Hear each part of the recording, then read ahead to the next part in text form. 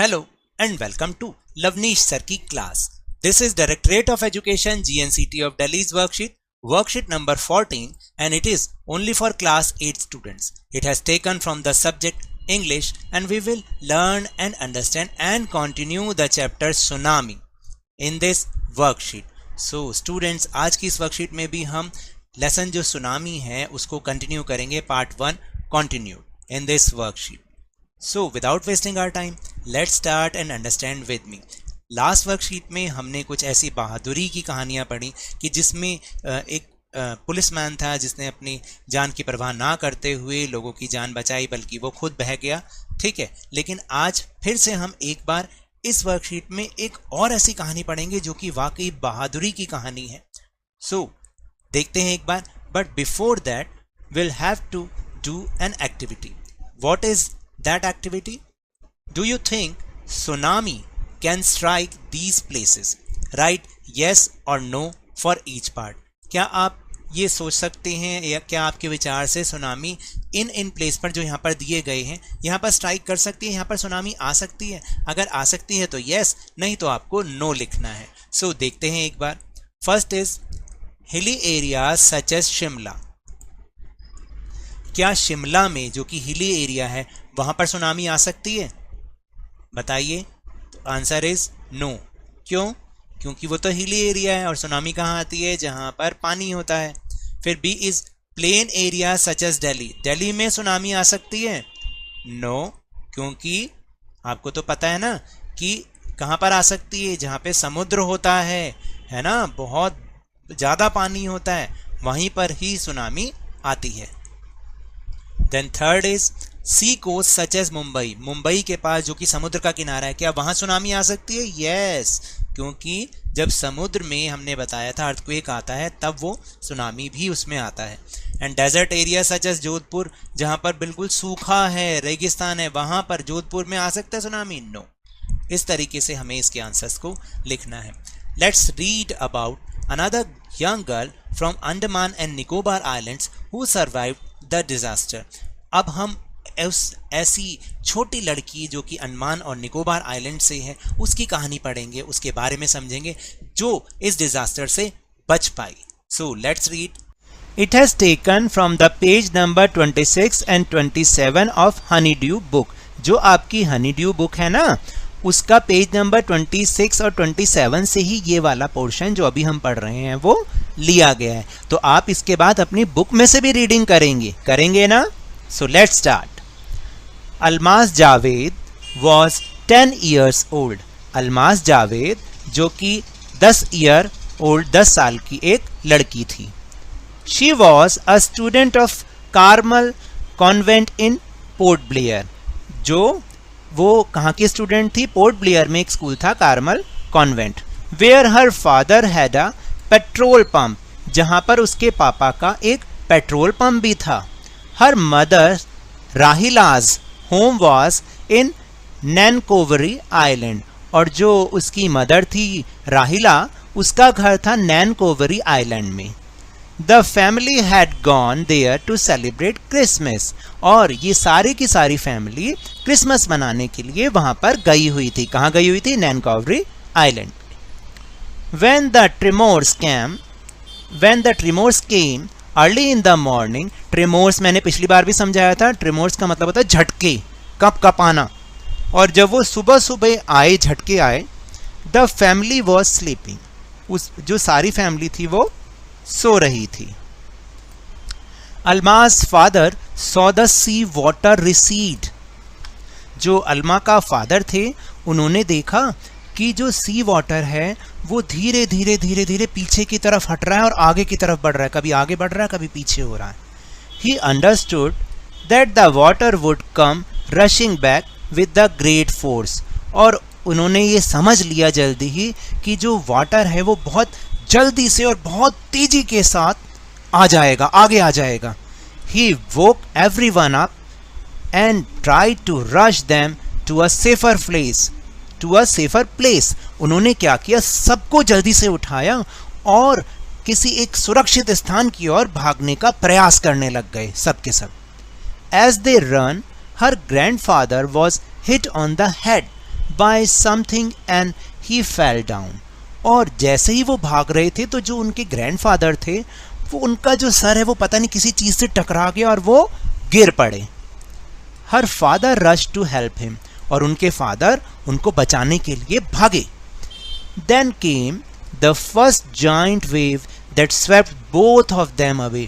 और तभी एक बहुत बड़ी लहर आई और उन दोनों को बहाकर दूर कहीं ले गई. Alma's mother and aunt stood clinging to the leaves of a coconut tree, calling out to her. इसका मतलब है कि जो अल्मा की मदर थी और आंटी थी वो जो बनाना लीव नहीं, कोकोनट ट्री की जो लीव्स थी उनको वो पकड़कर खड़ी हुई थी. किसी तरीके से उसको जकड़ के वो खड़ी हुई थी कि ताकि झटके बंद हो जाएं और जो अगर लहर आए भी तो उनको भाग के ना ले जाए. और वो उसको चिल्ला रही थी, अल्मा के लिए को आवाज़ दे रही थी बुलाने के लिए अपनी तरफ. A wave uprooted the tree and they too were washed away. और एक वेव ऐसी आई जिसने उस पेड़ को ही उखाड़ दिया और वो दोनों की दोनों भी बह गईं. Alma saw a log of wood floating. Alma ने देखा कि एक लकड़ी का टुकड़ा बहता हुआ आ रहा था. She climbed on to it. मतलब वो उसके ऊपर चढ़ गई. Then she fainted. और वो बेहोश हो गई. फेंट का मतलब बेहोश हो गई. When she woke up. जब वो जगी, she was in a hospital in Cambrota. Cambrota में वो एक हॉस्पिटल में उसने अपने आप को पाया जब वो उसको होश आया. From there she was brought to Port Blair. और वहाँ से उसको she was brought to Port Blair. वहाँ जो पोर्ट ब्लेयर है अंडमान और निकोबार आइलैंड में वो सबसे मेन आइलैंड है, वहाँ पर ही सारी सुविधाएं हैं. तो वहाँ से उसको पोर्ट ब्लेयर आइलैंड के लिए ले जाया गया. The little girl does not want to talk about the incident with anyone.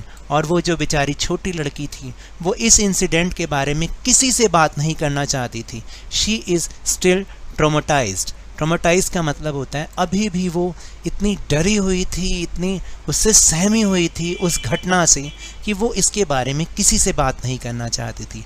तो सोचिए कि ये उसकी बहादुरी थी कि किस तरह से उसकी सारी की सारी फैमिली बह गई और फिर भी वो अकेली रह रही है इस दुनिया में और सब कुछ होते हुए देख रही है.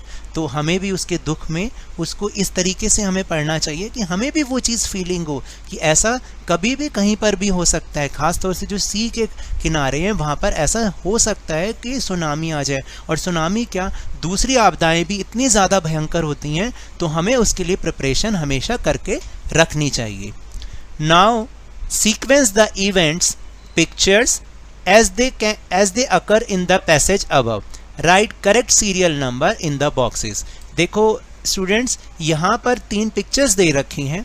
आपको उनको जो अभी अभी हमने कहानी पढ़ी उसमें क्या सीक्वेंस के साथ वो फिर ये पिक्चर हो सकती हैं आपको उस हिसाब से लिखना है 1 2 3 करके कि पहले कौन सा इंसिडेंट हुआ, कौन सी घटना हुई, फिर कौन सी. तो अभी अभी हमने जो स्टोरी पढ़ी उसको ज़रा याद करें.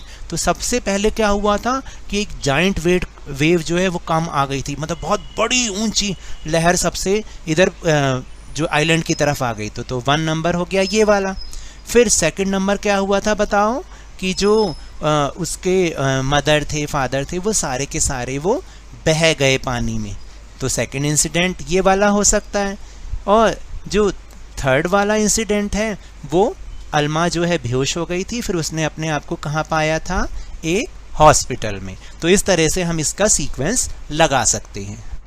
Now part D. Answer the following questions bye selecting the correct options. यानी अब आपको क्या करना है, यहाँ पर सही ऑप्शंस को चूज करते हुए अपने आंसर्स करने हैं क्वेश्चन के. यहाँ पर 2 ऑप्शंस आपको दे रखे हैं तो आपको करेक्ट ऑप्शन को चूज करना है. Why did Almas father wake up his family. यानी जो अल्मा के पापा थे वो अपनी फैमिली को क्यों जगा रहे थे, टू सेलिब्रेट क्रिसमस करने के लिए, to rush them to a safer place, या किसी सेफ प्लेस पे जाने के लिए. So the answer is to rush them to a safer place. अभी ऊपर हमने समझा है ना कि वो किसी सुरक्षित जगह पर जाने के लिए उन सबको उठा रहे थे. उसके बाद है Almas did not want to talk about the incident with anyone because. इस बारे में, इस घटना के बारे में किसी से बात नहीं करना चाहती थी क्योंकि A is she was unwell यानी वो बीमार थी, या she was shocked as she lost her family members, या वो बहुत ही शॉक में थी, बहुत दुखी थी क्योंकि उसने अपने सारे फैमिली मेम्बर्स को खो दिया था। तो अभी अभी ऊपर हमने स्टोरी में क्या समझा था, तो वो इसलिए बात नहीं करना चाहती थी। Answer is B, she was shocked as she lost her family members, यानी वो अपने फैमिली मेम्बर्स को खो चुकी थी। Now third question, Alma's mother and aunts could not be saved from the tsunami because Alma की जो मम्मी और आंटी थी वो बच नहीं सकी सुनामी से, क्योंकि the tree they held on to get uprooted, जिस ट्री को उन्होंने पकड़ रखा था वो जड़ से ही उखड़ गया था, या they held on to a log of wood and got drowned, यानी वो एक लकड़ी का जो लट्ठा होता है ना, छोटे से टुकड़ा होता है, उसके ऊपर थी और उसके कारण वो डूब गई थी। दोनों में से क्या आंसर है? सही answer is the tree they held on to got uprooted, यानी जिस ट्री पर वो थी वो ही जड़ से उखड़ गया था और वो बच नहीं सकी। So now that's all for this worksheet. अगर मेरे इस तरह समझाने से अब आपको समझ में आने लगा है तो इस चैनल और वीडियो को खूब लाइक दीजिए। आप देख रहे हैं ना इसमें वीडियो, तो लाइक का बटन भी जरूर दबाएं। नए हैं तो सब्सक्राइब कीजिए और इस वीडियो को खूब शेयर कीजिए। और टेलीग्राम ऐप पर हमारा जो चैनल है लवनीश सर की क्लास, जिसका लिंक आपको डिस्क्रिप्शन बॉक्स में मिल जाएगा, उसको आप ज्वाइन करना ना भूलें। और इसी तरह लवनीश सर की क्लास जो चैनल है उसके सब्सक्राइबर्स को बढ़ाते रहें और बढ़ाते रहें। But remember, whenever you will go outside please wear your mask, और जब भी आपकी टर्न आए कोरोना की वैक्सीनेशन ज़रूर लगवाएं, क्योंकि कोरोना को हराना है और ज़िंदगी को एक बार फिर से सुहाना बनाना है। इसी उम्मीद के साथ थैंक यू वेरी मच।